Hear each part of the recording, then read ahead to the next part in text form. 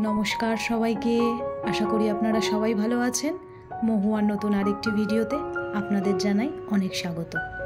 আজকে বৃহস্পতিবার আর এখন বাজে সকাল ওই 7টা মতো। আর এখন থেকেই আজকের ভিডিওটা শুরু করছি। সকালে ঘুম থেকে উঠেই আগে চা বসিয়ে দিয়ে বাবাকে সবার আগে চা দিতে হয়, তো বাবাকে আগে চাটা দিয়ে দিলাম আর মাকেও চা দিয়ে দিয়েছি। জানেন তো, এক সপ্তাহ ধরে নতুন একটা ড্রিঙ্ক ট্রাই করছি, তার মধ্যে আমলকি, কাঁচা হলুদ, আদা আর গোলমরিচ, এই কটা জিনিস দিয়ে। তো জানি না কি রেজাল্ট পাবো, বাট শুনেছি খুব নাকি ভালো পেটের পক্ষে। এর মধ্যে প্রচুর পরিমাণে ভিটামিন সি আছে, আর হচ্ছে স্কিনের জন্য খুব ভালো, গ্লোয়িং স্কিনের জন্য। তাই জন্য এটা এক সপ্তাহ ধরে ট্রাই করছি, দেখা যাক কি রেজাল্ট পাই। মিক্সার গ্রাইন্ডারে এটাকে দিয়ে ওর মধ্যে একটু জল দিয়ে ভালো করে ব্লেন্ড করে ছেঁকে নিয়ে তারপরে এটাকে খেতে হয়। তো খারাপ না খেতে, ভালোই লাগছে, তো দেখা যাক কি হয়। তারপরে এইদিকে মা হচ্ছে ফ্রিজ থেকে মাছটা বার করে নিল। মাছ আনাই ছিল গতকাল, আর আজকে যেহেতু বৃহস্পতিবার, মা তো পারবে না বাসন মাজতে, তাই মাকে বসে এই ঝুল বারান্দাতেই সমস্ত বাসনগুলো, ঠাকুরের বাসনগুলো মেজে দিলাম। মায়ের হাত ঠিক হতে এখনও হয়তো এক সপ্তাহ মতন সময় লাগবে, আর আগামীকাল মা আবার যাবে হসপিটালে, কারণ মায়ের হাতের স্টিচটা হয়তো কাটবে। আর বাবাও সাথে যাবে, বাবাও বাবার পায়ের চেক আপটা একবারে করিয়ে নেবে। কি অবস্থা ঘরে জানেন তো, একদিকে বাবার পায়ের অবস্থা ওই রকম, আবার একদিকে মায়ের।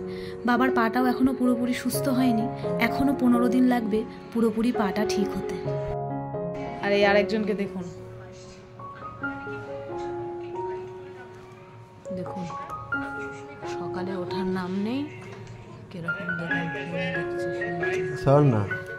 চলুন ও ঘুমিয়ে থাকুক, আর আমি এখন চটপট করে গিয়ে চাটা খাই, কারণ আজকে সকালে মা আর বাবাকে তো আগেই চা দিয়ে দিয়েছি, আমার খাওয়া হয়নি, তাই শরীরটা যেন ভালোই লাগছে না, তাই এখন আগে চাটা খাবো। যেই 4-5 দিন হলো মায়ের কাছে রয়েছি, মনটা জানেন তো ওই বাড়িতে পড়ে আছে, মানে নিজের বাড়িতে। কে জানে ঘরদুয়ারের কি অবস্থা। আর অজয় তো একা থাকে, আর ওরও কাজের প্রেশার রয়েছে এখন। আর একটা ছেলে মানুষের পক্ষে তো পুরো ঘর বাড়ি আমরা মেয়েরা যেমন পরিষ্কার করি, সেটা তো ওর পক্ষে করা সম্ভব নয়। তবু বলছে যে আমি সকালবেলা উঠে রুমটা ক্লিন করে দিচ্ছি তবু। আর এই যে রুমটা পরিষ্কার করতে বাবাও এসে গেছে, দেখতেই পাচ্ছেন বাবার পায়ে এখনও ব্যান্ডেজ করা রয়েছে। তো ভালো লাগে না জানেন তো, যতদিন না মা বাবা পুরোপুরি সুস্থ হচ্ছে দেখতে পাচ্ছি, ততদিন যেন কিছুই ভালো লাগছে না। বাবার পাটাও প্রায় 3 মাসের মতন হয়ে গেল, যেহেতু ক্ষতটা অনেকটাই ছিল, আর ডক্টর বলেও ছিল যে সারতে সময় লাগবে। তবু ঠাকুরের ইচ্ছায় অনেকটা সেরে গেছে, আর মায়ের অপারেশনটাও হয়ে গেছে। এটা অনেক বড়, মানে নিশ্চিন্ত লাগছে, হবে হবে করে হচ্ছিল না। তো এখন পুরোপুরি সুস্থ হয়ে গেলে তবে গিয়ে নিশ্চিন্ত। তো এখন ফ্রিজ থেকে যে মাছগুলো বার করে দিয়েছিল মা, সেগুলো এখন ধুয়ে পরিষ্কার করে দিচ্ছি। আমি সমস্ত কিছুই করে দিচ্ছি, মাকে কাজ। শুধু মাকে বলেছি তুমি রান্নাটা দাঁড়িয়ে থেকে থেকে করবে, কারণ বাবা সত্যি কথা বলতে কি মানে একটু রান্নার খুঁতখুঁতে, তো তাই আমার রান্না করতে একটু ভয় লাগে। অজয় যেমন, ওকে যেমনই রান্না করে দেবেন, ও সবসময় একটা কথা বলে যে আমার পেট ভরা নিয়ে কথা। তো ওই জন্য মাকে বলেছে আমি কুটে বেটে এভরিথিং তোমাকে সব কিছু করে দেবো, তুমি শুধু দাঁড়িয়ে থেকে থেকে রান্নাটা করো। তো সেটাই করছি। আর আজকে পুঁই পিটুলি হবে, বাবা বাজার থেকে নিয়ে এসছে, তাই সমস্ত সবজি কাটা হয়ে গেছে। আর আজকে না কি জানি কেন ব্রেকফাস্ট করতে ইচ্ছে করছিল না, তারপর হঠাৎ দেখলাম পেটটা একটু কীরকম করছে, তাই মা বললো খই নাড়ু আছে, খা, লক্ষ্মী পুজো। আর আজকে যেহেতু চিলড্রেন্স ডে, ডোডো স্কুলে গেছিলো, ওর হাফ ডে, ও চলে এসছে স্কুল থেকে। আর আজকে ও জওহরলাল নেহরুর ওপর স্পিচ দিয়েছিল স্কুলে, তাই ওই পাঞ্জাবি পরে গেছিলো। তো এখন এই বসে একটু খই নাড়ু খাচ্ছি। আর এখানে মা মাছের তেল দিয়ে পুঁই পিটুলি রান্না করছে, মাছের তেলটা অজয় পাঠিয়েছে।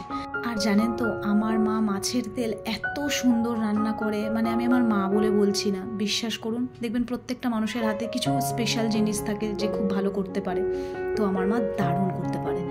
আর ফ্রিজে রসগোল্লা ছিল, ঠান্ডা হয়ে গেছিলো, তাই ভাইকে বললাম একটু গরম কর, নাহলে রসগোল্লাগুলো পড়েই থাকবে, চল সবাই মিলে খেয়ে নিই। তো ওই ভাই উঠে তাই রসগোল্লাটা গরম করলো।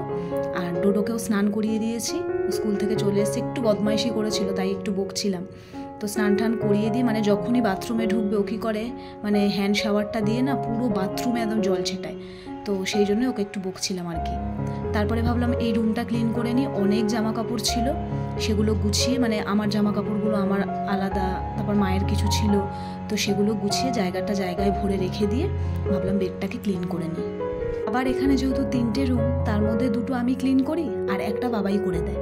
আর ভাইকেও কোনো সময় জোর করে ধাক্কামুক্কি মেরে আমি করাই যে তুই কর।